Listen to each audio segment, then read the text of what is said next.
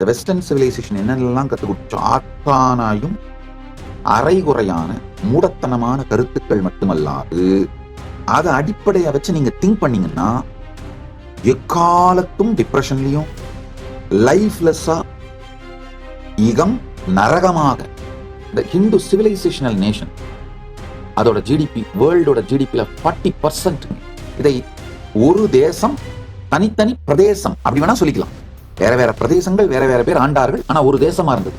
ஆனா அந்த இன்வேடர்ஸ் இஸ்லாமிய தீவிரவாதிகளும் கிறிஸ்தவ கொடுங்கோலர்களும் வந்து நம்ம எலைட் சொசைட்டியை சின்னாபின்னமாக்கி நினைத்து பார்க்க முடியாத பேரழிவை தந்து விட்டார்.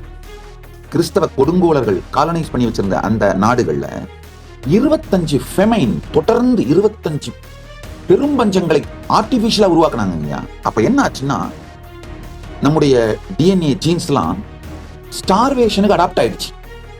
கிறிஸ்தவ கொடுங்கோலர்கள் ஒண்ணு பெரும் மக்களை அழித்தார்கள், சாகடிச்சிட்டாங்க. அழிச்சிட்டாங்க. மிச்சம் இருக்கவங்களுக்கும் லைஃப்ல கான்பிடன்ஸ் இல்லாம அவங்க முதுகெலும்பு உடைச்சிட்டாங்க, சைக்கலாஜிக்கலா அவங்களை உடைச்சிட்டாங்க.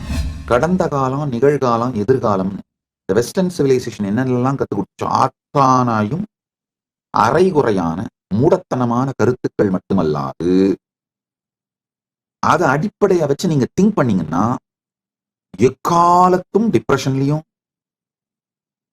லைஃப்லெஸ்ஸா இகம் நரகமாக வாழ்ந்து முடிவீர்கள். அதாவது அகம் சரியான தெளிவில்லாத மயக்கத்தில் வாழ்ந்தால் வாழ்க்கை நரகம். தெளிந்த புரிதலோடு ஞானத்தோடு அகம் இருக்குமானால் வாழ்க்கை சொர்க்கம் ஆயிடும். ஒரு பக்கம் இந்த போலித்தனமான புரியாத்தனமான சனாதன இந்து சிவிலைசேஷனுக்கு செய்யப்பட்ட மூளைச்சலவை, நம்ம மக்களுக்கு செய்யப்பட்ட மூளைச்சலவை. இரண்டாவது கன்சியூமரிஸ்டிக் சொசைட்டி மேல நம்ம மக்களுக்கே வந்த அளப்பரிய மோகம். இதனால நம்முடைய மிகப்பெரிய ஞானம் வாழ்க்கை முறையாக இல்லாமல் போனது. நல்லா புரிஞ்சுங்க. ஒரு 200 வருஷத்துக்கு முன்னாடிங்க வரைக்கும் உலகத்துல பெஸ்ட் விஷயங்கள் அத்தனை லிஸ்ட் எடுங்க. Best cloth, best jewellery, tallest building, largest poetry, largest quantity of இந்த ரேர் மினரல்ஸை எடுத்து ப்ராசஸ் பண்ணி எக்ஸ்போர்ட் பண்றது, largest and best pearls harvest பண்ணி எக்ஸ்போர்ட் பண்றது, கோல்டு, அத்துணையும் இந்த அத்தான லிஸ்டும் போடுங்க. மொத்த வேர்ல்டோட ஜிடிபியில 40% சனாதன இந்து தர்மத்தோட ஜிடிபி. சனாதன இந்து தர்மத்தை நேஷனல் ரிலீஜியனாக கொண்ட, அபிஷியல் ரிலீஜியனாக கொண்ட நாடுகளோட ஜிடிபி தான். நாடுகள் சொல்றது நாடுன்னு சொல்லலாம், ஏன்னா அது சிங்கிள் தேசமா தான் ஆக்சுவலா ஃபங்க்ஷன் ஆயிட்டு இருந்திருக்கு. வேற வேற ப்ராவின்ஸை வேற வேற கிங்ஸ் ரூல் பண்ணிட்டு இருந்தாங்க. Otherwise ultimately it's single province. இந்த ஹிந்து சிவிலைசேஷனல் நேஷன் அதோட ஜிடிபி வேர்ல்டோட ஜிடிபியில 40%. என்ன civilisation? World's tallest building Hindu civilisation தான் இருந்தது. World's best architecture Hindu civilisation தான் இருந்தது. லார்ஜஸ்ட் யூனிவர்சிட்டி ஹிந்து சிவிலைசேஷன் தான் இருந்தது. ஆக்ஸ்போர்டும் இந்த யூனிவர்சிட்டிஸ்லாம், ஸ்டான்ஃபோர்ட், ஆக்ஸ்போர்ட், இந்த யூனிவர்சிட்டிஸ் திறக்கிறதுக்கு மச் பிஃபோருங்க. அதுக்கெல்லாம் ரொம்ப முன்னாடி பல ஆயிரக்கணக்கான ஸ்டூடெண்ட்ஸ் படிச்சுட்டு இருந்த மிகப்பெரிய யூனிவர்சிட்டிஸ் ஃபங்க்ஷன் ஆகிட்டு இருந்த நாடுங்க. என்ன, நம்ம ரொம்ப எலைட் சிவிலைசேஷனா போனதுனால நம்ம போர் மெத்தட்ல எல்லாம் கூட ரொம்ப ஒரு தார்மிக்கா நம்ம வாழ்ந்துட்டு இருந்தோம். ஆக்சுவலா இந்த வார் மெத்தட்ல இருக்கிற தர்மாவை வச்சுதான் நான் சொல்றேன். இது ஒரே நாடு, வேற வேற ப்ராவின்ஸ்ல வேற வேற பீப்புள் ரூல் பண்ணாங்கன்னு. காரணம் என்னன்னா, ஈவன் போர்ல கூட same law was followed through out this whole Bharat. External affairs, வெளிநாட்டு உறவுகள், மற்ற நாட்டு உறவுகளை பற்றிய பாலிசி, இல்ல போர் பாலிசி, இது எல்லாமே இந்த பாரதத்துக்குள்ள ஒன்னாதான் இருந்தது. அதனால இதை ஒரு தேசம் தனித்தனி பிரதேசம் அப்படி வேணா சொல்லிக்கலாம். வேற வேற பிரதேசங்கள் வேற வேற பேர் ஆண்டார்கள், ஆனா ஒரு தேசமா இருந்தது. ஆனா அந்த இன்வேடர்ஸ் இஸ்லாமிய தீவிரவாதிகளும் கிறிஸ்தவ கொடுங்கோலர்களும் வந்து நம்ம எலைட் சொசைட்டியை சின்னாபின்னமாக்கி நினைத்து பார்க்க முடியாத பேரழிவை தந்து விட்டார். நான் ஒரு கொடுமை தெரியுமா, இன்னமும் அதுல இருந்து வெளியில வராம இருக்கும். தக்ஷசீலா யூனிவர்சிட்டிய ராமாயணம் மகாபாரதம் ரெண்டுத்திலையும் மென்ஷன் பண்ணப்படுது. மகாபாரத டாக்குமெண்டேஷன் படி 10,500 ஸ்டூடெண்ட்ஸ் இருந்தாங்க அந்த டைம்ல. அதே மாதிரி டெல்ஹாரா யூனிவர்சிட்டியை Chinese travellers Hiuen Tsang I Tsing இவங்கெல்லாம் அவங்களுடைய டிராவல் அக்கௌண்ட்ல மென்ஷன் பண்றாங்க. நலந்தா யூனிவர்சிட்டியை டாக்குமெண்ட் பண்றாங்க. சாரதா பீட் டெம்பிள் யூனிவர்சிட்டியை டாக்குமெண்ட் பண்றாங்க. ஆதிசங்கராச்சாரியாரே இந்த சாரதா பீட் டெம்பிள் யூனிவர்சிட்டியில தான் 6th சென்ச்சுரியில படிச்சிருக்காரு. Of literary records. Sharada Peeth temple university அட்லீஸ்ட் 2500 இயர்ஸுக்கு இருக்கு. நல்லா புரிஞ்சுக்கோங்க. சாரதா பீட் டெம்பிள் யூனிவர்சிட்டி காஷ்மீர், காஷி, காஞ்சி இந்த மூணுத்திலே இருந்திருக்கு. மிதிலா யூனிவர்சிட்டி, மிதிலா நேபாளில் இருக்கிற மிதிலா யூனிவர்சிட்டி இருந்திருக்கு.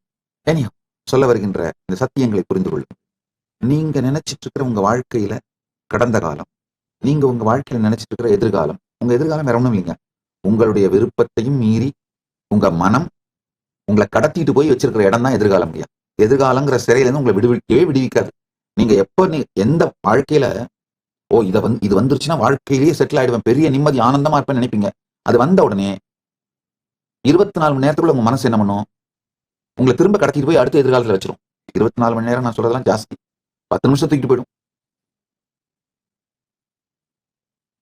இதுக்கு காரணம் உங்களுடைய அறியாமை மட்டும் நினைக்காதீங்கயா, உங்களுக்கு அறிவிக்காமை.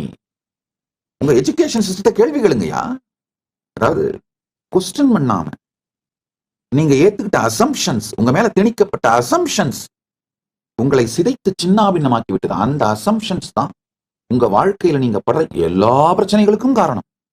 சாதாரண டயபெட்டிஸ் இருந்தா கூட சரிங்க, இப்போ ஏகப்பட்ட ரிசர்ச்சஸ் வருது.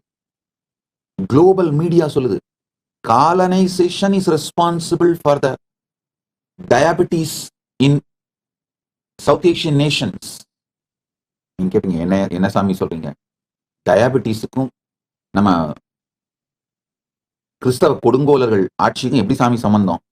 நல்லா புரிஞ்சுக்கோங்க. பல குளோபல் மீடியா சேனல்ஸ் சொல்றாங்க நம்முடைய DNA especially India, Pakistan, Bangladesh, Sri Lanka அந்த காலனைஸ் பண்ணி வச்சிருந்த கிறிஸ்தவ கொடுங்கோலர்கள் காலனைஸ் பண்ணி வச்சிருந்த அந்த நாடுகள்ல 25 ஃபெமைன், தொடர்ந்து 25 பெரும்பஞ்சங்களை ஆர்டிபிஷியலா உருவாக்குனாங்க. அப்ப என்ன ஆச்சுன்னா நம்முடைய டிஎன்ஏ ஜீன்ஸ்லாம் ஸ்டார்வேஷனுக்கு அடாப்ட் ஆயிடுச்சு. ஒண்ணு பல கோடி பேர் செத்தாங்க இருக்கவங்க எல்லாம், அவங்களுடைய டிஎன்ஏ ஸ்டார்வேஷனுக்கு அடாப்ட் ஆயிடுச்சு. ரெண்டு கேளுங்க, பிரிட்டிஷ் அதாவது கிறிஸ்தவ கொடுங்கோலர்கள் உருவாக்கின ஆர்டிபிஷியல் ஃபெமைன் பாரதத்துலங்கய்யா. கிறிஸ்தவ கொடுங்கோலர்கள், நீங்க நல்லா புரிஞ்சுக்கணும், கிறிஸ்தவ கொடுங்கோலர்கள் ஆப்பிரிக்கர்களை மட்டும்தான் அடிமைகளா மாத்தி வித்தார்கள்னு தயவு செஞ்சு நினைச்சிட்டு இருக்காதீங்க. லட்சக்கணக்கான இந்தியர்கள் அடிமைகளாக மாற்றப்பட்டு கரீபிய நாடுகளுக்கும் மலேசியா மற்ற பல நாடுகளுக்கும் அடிமைகளாக கொண்டு செல்லப்பட்டார்கள். அந்தந்த நாடுகளோட வரலாற்றை பாருங்க. ஃபிஜி, மொரீஷியஸ், கரீபிய நாடுகள், அவங்க நாட்டோட வரலாறுகள்லாம் பாருங்க.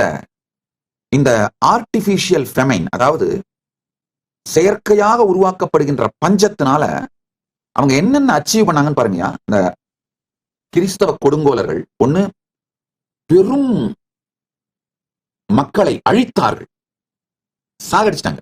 அழிச்சிட்டாங்க. மிச்சம் இருக்கவங்களுக்கும் லைஃப்ல கான்பிடன்ஸ் இல்லாம அவங்க முதுகெலும்பு உடைச்சிட்டாங்க, சைக்கலாஜிக்கலா அவங்களை உடைச்சிட்டாங்க. சோ அவன் சோறு கிடைச்சா போதும்,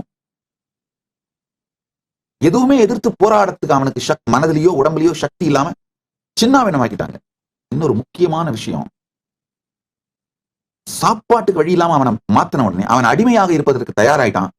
அவனை அடிமைகளாக மாற்றி பல நாடுகளுக்கும் வெறும் உணவுக்கு, வெறும் சாப்பாட்டுக்கு மட்டும் உத்தரவாதம் கொடுத்து தூக்கிட்டு போனாங்க அடிமை வேலைக்காரர்களாக.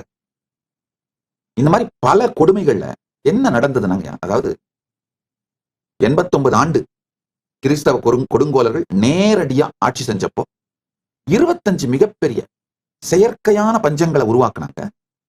அந்த செயற்கையான பஞ்சங்கள்ல 60 மில்லியன் அப்படின்னா 6 கோடி பேர் செத்து போயிட்டாங்க. இது வந்து இயற்கை பேரழிவு கிடையாது, செயற்கையாக பிளான் பண்ணி கிறிஸ்தவ கொடுங்கோலர்கள் உருவாக்கின பஞ்சத்தினால, செயற்கை பஞ்சத்தால நடந்தது. ரெண்டாவது, இந்த பஞ்சம் மொத்த சவுத் ஏசியாவோட பயாலஜியே மாத்திருச்சுங்க. எப்படின்னு ஒண்ணுன்னா சொல்றேன், புரிஞ்சுக்கோங்க. 1943 பெங்கால் ஃபெமைன்ல மட்டும் 3 மில்லியன் 30 லட்சம் பேர் செத்தாங்க. கிறிஸ்தவ கொடுங்கோல் அரசு சாப்பாடு மொத்தத்தையும் தூக்கிட்டு போயிட்டு, இங்க விளைஞ்ச உணவு மொத்தத்தையும் எடுத்துட்டு போயிட்டு அவசர உதவி கூட கொடுக்க முடியாதுன்னு மக்களை சாகடிச்சாங்க.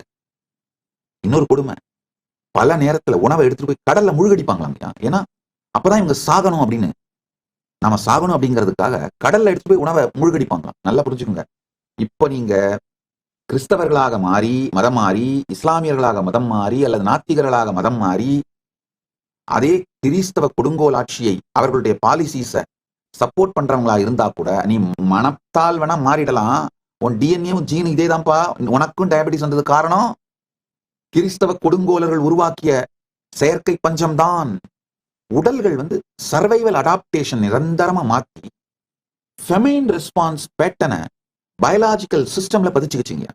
இந்த ஃபெமைன் சர்வைவல் ட்ரேட்ஸ் தான் நம்ம எபிஜெனெட்டிக் இன்ஹெரிட்டன்ஸா இன்னைக்கு சவுத் ஏஷியன்ஸுக்கு இருக்கு.